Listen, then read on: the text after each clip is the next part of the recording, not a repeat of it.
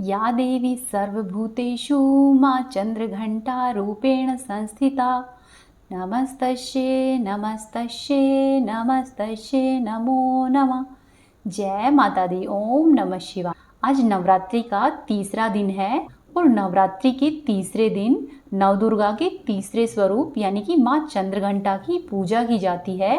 आज के दिन माता चंद्रघंटा की पूजा करने से मनुष्य को सभी प्रकार के शारीरिक और मानसिक कष्टों से मुक्ति मिलती है। साथ ही माँ चंद्रघंटा भावनाओं को स्थिर करके धन और वैभव की प्राप्ति करवाती है। निराशा, निर्बलता और दरिद्रता जैसे विकार भस्म हो जाते हैं। शक्ति, ऊर्जा और साहस जैसे गुणों का मनुष्य के तन और मन में संचार होता है। तो आज मैं आपको माँ चंद्रघंटा की बड़ी ही दुर्लभ कथा सुना रही हूँ। तो आइए माता रानी के चरणों का ध्यान करते हुए श्रद्धा और प्रसन्नचित मन से शुरू करते हैं। अपनी कठोर तपस्या से भगवान शिव जी को वापस से जीतने के बाद देवी पार्वती राजा हिमवान के महल में वापस लौट आई। तब राजा हिमवान और देवी मैनावती अपनी बेटी को तपस्या में सफल हुआ जानकर बहुत अधिक प्रसन्न हुए। फिर शीघ्र ही शिवजी और माता पार्वती जी के विवाह का दिन आ गया। सभी देवता इस बात से बहुत अधिक प्रसन्न थे कि उनके भगवान का विवाह हो रहा है। भगवान शिव के सभी गण उनकी बारात के साथ राजा हिमवान के महल में गए। वास्तव में वह भोलेनाथ है, उनका नाम ही शिव है, जो कि शुभता को धारण करते हैं। उन्हें बाहरी दिखावे और किसी औपचारिकता के पालन की क्या ही परवाह थी। वह जैसे थे वैसे ही विवाह के लिए आगे बढ़े। वासुकी और तक्षक जैसे सबसे भयानक सांपों के साथ उनकी माला, कंगन, कमरबंद और कानों की बालियां थी। उनके बाल उलझे हुए थे। उनका पूरा शरीर शमशान की राख से ढका हुआ था। उन्होंने अपने पांचों सिर प्रकट किए। वे प्रभावशाली, उग्र और तीव्र दिख रहे थे। वे बारात में अन्य लोगों की तरह राजसी घोड़े इत्यादि पर सवार होने की बजाय स्वयं एक बैल पर सवार होकर आ गए। मैना देवी, जो कि पार्वती देवी की माँ थी, वे अपने दामाद पर नजर डालने की उम्मीद से प्रतीक्षा कर रही थी। वो सोच रही थी कि मेरी बेटी ने जिनके लिए इतनी कठोर तपस्या की है, उनका रूप कितना सुहावना होगा। परंतु जब भगवान शिव उनके सामने आए तो माता मैना देवी को बहुत ही हैरानी हुई और वे निराश हो गई, क्योंकि भगवान शिव का रूप न केवल अरुचिकर था बल्कि वे अत्यंत ही अनियंत्रित और विचित्र रूपों से घिरे हुए थे। भूत, प्रेत और पिशाच बम बम बोले के नारों से वातावरण को गुंजायमान बना रहे थे। भूत, पिशाच, साधु और अघोरी बारात में शामिल हुए थे। ये गण इतने अधिक उत्साहित थे कि मर्यादा के लिए कोई जगह ही नहीं थी। उनकी खुशी स्पष्ट रूप से दिखाई दे रही थी, लेकिन यह दृश्य किसी भी तरह से सुंदर या सुखद नहीं था। पार्वती देवी की माता मैना देवी इस तथ्य को पचा नहीं सकी। उन्होंने सोचा कि मेरी कोमल बेटी अब अपने पति जैसे आतंकित स्वभाव वाले व्यक्तियों और प्राणियों के साथ कैसे रहेगी। मैना देवी ऐसा सोच सोचकर ही बेहोश हो गई। परंतु पार्वती देवी ने शिव तत्व को गहराई से आत्मसात कर लिया था और जैसा कि उनके ब्रह्मचारिणी स्वरूप में देखा था, माता पार्वती सप्तऋषियों के लिए शैव सिद्धांत की गुरु माँ थी। परंतु फिर भी अपनी पूरी करुणा के साथ उन्होंने एक माँ के रूप में मैना देवी की दुर्दशा को समझा और भोलेनाथ को शांत होने के लिए और विवाह के लिए एक सुखद रूप प्रस्तुत करने की प्रार्थना की। देवी पार्वती ने स्वयं को उनके तीव्र रूप से मेल खाने के लिए क्षण भर के लिए उग्र रूप को धारण कर लिया। उनके हाथों में विभिन्न हथियार थे और उनके मुकुट पर एक घंटी के आकार का चंद्रमा था। देवी के इस रूप को चंद्रघंटा के रूप में पूजा जाता है। माँ के इस रूप ने भगवान शिव के रुद्र रूप को शांत किया था और उनके उपद्रवी गणों को वश में किया था। माँ ने शिवजी से सौम्य रूप धारण करने का आग्रह किया। इस बात पर वह तुरंत ही सहमत हो गए। उनके अनुरोध पर शिवजी ने अपना भयानक रूप त्याग दिया और भगवान विष्णु को सबसे आकर्षक दूल्हे के रूप में स्वयं का श्रृंगार करने दिया। भगवान शिव जी के इस नए रूप को चंद्रशेखर या फिर सुंदरेश्वर के नाम से जाना गया। देवी पार्वती ने शिव जी के प्रति अपना प्रेम दिखाने के लिए, जिनकी जटाओं पर हमेशा ही आधा चंद्रमा रहता है, अपने माथे पर भी आधा चंद्रमा सजाया था। इसीलिए ही इनका नाम चंद्रघंटा पड़ा। विवाह के बाद देवी पार्वती एक शालीन और नई दुल्हन के रूप में भगवान शिव के साथ गई। भगवान शिव अभी भी ध्यान में डूबे हुए थे और देवी पार्वती एक बार फिर से हर दिन उनकी गुफा को साफ करती थी और उनकी सभी जरूरतों का ख्याल रखती थी। धीरे धीरे देवी पार्वती ने कैलाश में अपना नया घर स्थापित किया। इसी बीच तारकासुर बेचैन हो रहा था। अब जब शिव और उनकी शक्ति एकजुट हो गए, तब नवविवाहित के जीवन में सौहार्द को बाधित करने के लिए तारकासुर ने एक दुष्ट राक्षस जटकासुर को भेजा। जबकि भगवान शिव जी घोर तपस्या में लीन थे और माँ पार्वती अपने घर के कामकाज में, तब जटकासुर पूरी चमगादड़ सेना के साथ कैलाश पर्वत पर पहुंचा। जटकासुर और उसकी चमगादड़ सेना ने आकाश को केवल अपने पंखों से ही ढक लिया। उन्होंने माँ पार्वती के नए सजाए हुए घर को उजाड़ना शुरू कर दिया। अभी भी माँ पार्वती एक संकोची दुल्हन और राक्षसों व असुरों के तरीकों में नई माँ पार्वती ने शक्तिशाली नंदी की मदद लेने का फैसला लिया, लेकिन माता रानी को नंदी कहीं पर भी नहीं मिला। इसी बीच भगवान शिव के अन्य गणों ने जटकासुर और उसकी शक्तिशाली सेना से सुरक्षा के लिए उनसे प्रार्थना की, क्योंकि उन्हें बार बार जटकासुर के हाथों से हार का सामना करना पड़ता था और भगवान शिव जी अभी भी गहरी तपस्या में लीन थे। तब माँ पार्वती स्वयं शिव जी से मिलने के लिए गई। उन्होंने भगवान शिव से इस स्थिति से बाहर निकलने के लिए मार्गदर्शन करने की विनती की। फिर भी भोलेनाथ अपने तप से विचलित नहीं हुए। तब भगवान शिव ने माता रानी को भीतर से सशक्त बनाने का निर्णय लिया और भगवान शिव अपनी साधना में ही लीन रहे। तब पार्वती देवी को जटकासुर से स्वतंत्र रूप से लड़ने की प्रेरणा मिली। तभी उन्होंने अकेले ही जटकासुर से मुकाबला करने का फैसला किया। वह अभी अभी गुफा से बाहर निकली और देखा कि आकाश में अभी भी अंधेरा था। चमगादड़ के पंखों से पूरा आकाश ढका हुआ था। तब माता रानी ने चंद्रदेव से प्रार्थना की कि हे चंद्रदेव, युद्ध के लिए मैदान को रोशन करे और आकर मेरे मस्तक पर आराम करे। तभी युद्ध के मैदान में उनकी सहायता करने के लिए हिमालयी भेड़ियों का एक झुंड आ गया। देवी पार्वती को जल्द ही पता चल गया कि जटकासुर आकाश में चमगादड़ों के द्वारा सक्रिय था। इसीलिए वह विशाल युद्ध के मैदान में एक विशाल घंटा लेकर आई और घंटा इतनी जोर से बजाया कि चमगादड़ों ने आसमान साफ कर दिया। जैसे ही उन भेड़ियों में से एक ने जटकासुर पर प्रहार किया, तब देवी पार्वती ने उस घंटे से जटकासुर के सिर पर प्रहार किया, जिसकी वजह से वह एक ही झटके में मारा गया। माथे पर चंद्र और हाथ में घंटा लिए हुए देवी के इस रूप को ब्रह्मदेव ने देवी चंद्रघंटा के रूप में महिमा मंडित किया। माँ चंद्रघंटा का रंग स्वर्ण के समान चमकीला होता है। इनके मस्तक में घंटे के आकार का अर्धचंद्र होता है, इसीलिए ही इन्हें चंद्रघंटा कहा गया है। माता रानी के 10 हाथ होते हैं। इनके हर हाथ में अलग अलग अस्त्र शस्त्र होते हैं। इनके हाथों में गदा, त्रिशूल, तलवार और धनुष होता है। माता रानी का वाहन सिंह है। इनकी मुद्रा युद्ध के लिए तैयार रहने की होती है। माता रानी के गले में सफेद फूलों की माला होती है और इनके सिर पर रत्नों से जड़ित एक मुकुट सजा होता है। माँ चंद्रघंटा हमेशा ही शरण में आए हुए भक्तों की रक्षा करती है। माँ चंद्रघंटा की पूजा करने से व्यक्ति में वैराग्य, सदाचार, सहनशीलता और संयम बढ़ता है। बोलो माँ चंद्रघंटा की जय। जय माँ भगवती। प्रिय भक्तों, आइए अब सुनते हैं माता पार्वती यानी कि माँ भवानी की पुत्री मनसा देवी की कथा।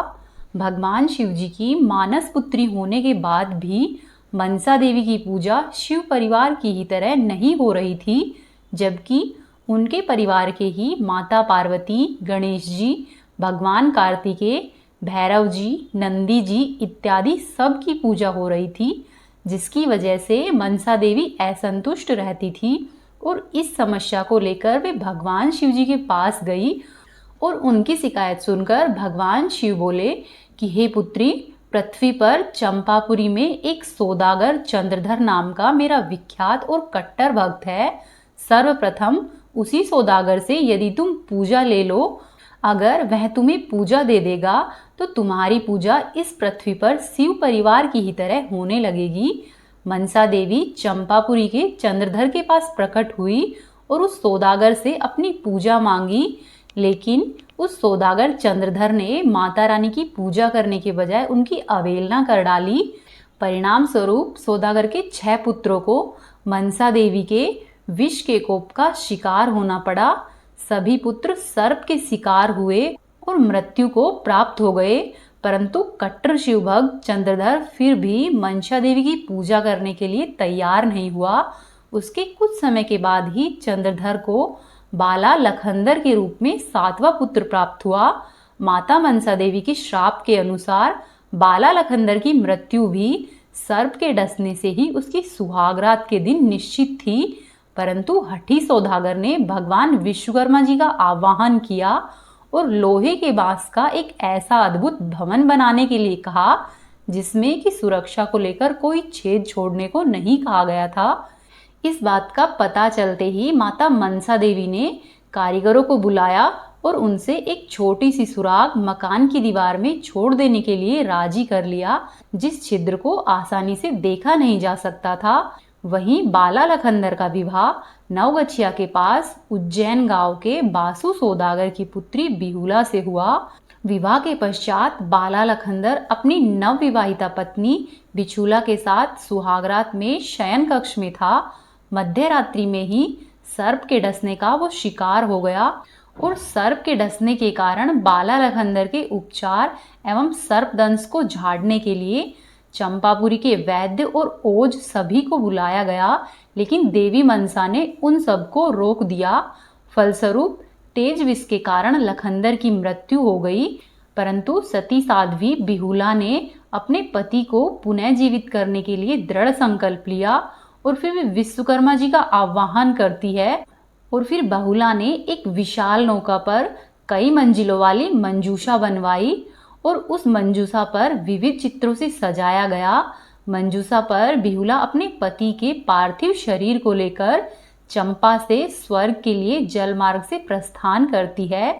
बिहुला ने लाल साड़ी पहन रखी थी और सिंदूर लगा रखा था। नदी के किनारे उस शव को वह बहुत दूर ले गई। वह अपने पति को पुनः जीवित करने पर तुली हुई थी। बहुत दिनों तक बिहुला ने कुछ भी नहीं खाया था, जिसके कारण उसका शरीर सूख गया था। वहीं लखंदर के शरीर से दुर्गंध भी आने लगी थी। उसके संपूर्ण शरीर में कीड़े पड़ गए थे, एकमात्र उसका कंकाल ही शेष रह गया था। बिहुला नाव को किनारे की ओर ले चली। उसने वहां पर एक धोबिन के मुख से तेज टपकता हुआ देखा। बिहुला के कठोर तप को देखकर मनसा देवी ने ही उस धोबिन को वहां पर भेजा था। उस धोबिन ने बिहुला से कहा कि हे पुत्री, तुम मेरे साथ देवलोक में चलकर अपने नित्य से महादेव तथा सभी देवताओं को प्रसन्न करो। यदि तुम ऐसा करोगी तो ही तुम्हारे पति फिर से जीवित हो जाएंगे। बिहुला ने उसकी सलाह मान ली और वह उसके साथ देवलोक की ओर चल पड़ी और अपने पति की अस्थियों को उसने वक्ष स्थल से चिपका रखा था। वह अपने पति की स्मृति से उन्मुख होकर स्वर्ग की ओर चल पड़ी। रास्ते में जाते हुए उसने बहुत सी कठिनाइयों का सामना करना पड़ा। उस रूह कपा देने वाली बैतरणी नदी को भी पार करना था, जो कि यमलोक में थी। उसने गौ माता का आह्वान किया और कहा कि हे गौ माता, यदि मैंने सच्चे हृदय से आपकी सेवा की है, मेरे मन में लेश मात्र भी छल या कपट नहीं है, तो आप मेरी सहायता करें। ऐसा सुनकर गौ माता तुरंत ही वहां पर प्रस्तुत हो गई और बिहुला को अपनी पूंछ के सहारे बैतरणी नदी को पार कराया। इस प्रकार सती सावित्री बिहुला अपने पति को लेकर बैतरणी नदी को पार करती है। फिर यमलोक होते हुए यमराज के प्रश्नों का जवाब देते हुए वह उन्हें प्रसन्न करती है। इसी तरह से कठिनाइयों को पार करते हुए बिहुला इंद्रदेव के पास पहुंच जाती है। बिहुला ने अपने सतीत्व तेज एवं अकाल भक्ति से भगवान इंद्र को प्रसन्न कर दिया। भगवान इंद्र सहित सभी देवताओं ने बिहुला से मनोवांछित वरदान मांगने के लिए कहा, तो बिहुला ने अपने पति का जीवन दान मांगा। इस प्रकार सभी देवताओं ने मिलकर मनसा देवी से प्रार्थना की और फिर मनसा देवी के अनुग्रह से उसके पति को जीवित कर दिया गया। तब बिहुला ने अंत में आकर देवताओं से कहा कि हे देवताओं, मुझे अपने 6 ज्येष्ठों का जीवन भी दान में चाहिए। तब भगवान इंद्र ने उसकी इस इच्छा को सहर्ष स्वीकार कर लिया। फिर क्या था, सातों भाइयों के साथ बिहुला चंपापुरी अपने ससुराल में वापस लौट आई और वहां पर बिहुला का भव्य स्वागत किया गया। माता मनसा देवी वहां पर प्रकट हुई और बिहुला के समक्ष पुनः अपनी पूजा करने का प्रस्ताव रखा। तो बिहुला के ससुराल के सभी लोगों ने माता मनसा देवी को पूजा देना स्वीकार किया, लेकिन चंद्रधर अभी भी अपनी जिद पर अड़िग रहा। उसने घोषणा की कि मेरा दाहिना हाथ शिवजी की पूजा को ही अर्पित है, इसीलिए मैं मन से पूजा केवल भगवान शिव की ही करूँगा, अपने शिवजी को ही पूजा अर्पित करूँगा। फिर घर के सभी परिजनों ने मिलकर धीरे धीरे उस हठी सौदागर को देवी मनसा जी की पूजा करने के लिए मना लिया। फिर चंद्रधर ने जब हामी भरी, लेकिन उसने अपने बाएं हाथ से देवी मनसा की पूजा करने के लिए फूल और नैवेद्य अर्पित किए और माता मनसा देवी की पूजा करने के लिए मंदिर का निर्माण किया गया। तभी से मनसा देवी की पूजा भगवान शिव की मानस कन्या के रूप में की जाने लगी। उस वक्त मनसा देवी ने बिहुला को आशीर्वाद दिया कि हे बिहुला, दुनिया की सती नारियों में तुम्हारा स्थान सुरक्षित रहेगा और हमेशा ही उच्च रहेगा। और मनसा देवी की पूजा के साथ ही बिहुला की भी उस मंदिर में पूजा की जाती है। तो प्रेम से बोलिए माँ मनसा देवी की जय। अब आप सुनिए श्री दुर्गा चालीसा का पाठ। नमो नमो दुर्गे सुख करणी, नमो नमो अम्बे दुख हरणी। निरंकार है ज्योति तुम्हारी, तीहु लोक फैली उजियारी। शशि ललाट मुख महाविशाला, नेत्र लाल भ्रकुटी विकराला। रूप मातु को अधिक सुहावे, दर्श करत जन अति सुख पावे। तुम संसार शक्ति लेकीना, पालन हेतु अन्न धन दीना। अन्नपूर्णा हुई जगबाला, तुम ही आदि सुंदरी बाला। प्रलय काल सब नासनहारी, तुम गौरी शिव शंकर प्यारी। शिव योगी तुम रे गुण गावे, ब्रह्मा विष्णु तुम्हें नित धावे। रूप सरस्वती को तुम धारा, दे सद्बुद्धि ऋषि मुनि भारा। धरो रूप नरसिंह को अम्बा, प्रकट भई फाड़ कर खम्बा। रक्षा करी प्रहलाद बचायो, हिरण्याक्ष को स्वर्ग पठायो। लक्ष्मी रूप धरो जग माही, श्री नारायण अंग समाही। क्षीर सिंधु में करत विलासा, दया सिंधु दीजे मन आसा। हिंगलाज में तुम ही भवानी, महिमा अमित न जात बखानी। मातंगी अरु धूमावती माता, भुवनेश्वरी बंगला सुखदाता। श्री भैरव तारा जगतारिणी, छिन्न भाल भव दुख निवारिणी। के हरिवाहन सोह भवानी, लांगुर वीर चलत अगवानी। कर में खपर खड़ग विराजे, जाको देख काल डर भाजे। सोहे अस्त्र और त्रिशूला, जात उठत शत्रु ही शूला। नगर कोट में तुम ही विराजत, तीहु लोक में डंका बाजत। शुंभ निशुंभ दानव तुम मारे, रक्त बीज शंखन संहार। महिषासुर नृप अति अभिमानी, जेहि अगभार मही अकुलानी। रूप कराल कालिका धारा, सेन सहित तुम तिहि सहारा। परिगाढ़ संतन पर जब जब, भई सहाय मातु तुम तब तब। अमरपुरी अरुबा सब लोका, तब महिमा सब रहे अशोका। ज्वाला में है ज्योति तुम्हारी, तुम्हें सदा पूजे नर नारी। प्रेम भक्ति से जो जस गावे, दुख दरिद्र निकट नहीं आवे। धावे तुम्हें जो नर मन लाई, जन्म मरण ताको छुट जाई। जोगी सुर मुनि कहत पुकारी, योग न हो बिन शक्ति तुम्हारी। शंकर अचरज तप कीनो, काम अरु क्रोध जीत सब लीनो। निस दिन ध्यान धरो शंकर को, काहू काल नहीं सुमिरो तुमको। शक्ति रूप को मरम न पायो, शक्ति शक्ति गई, तब मन पछतायो, शरणागत हुई कीर्ति बखानी। जय जय जय जगदम्ब भवानी,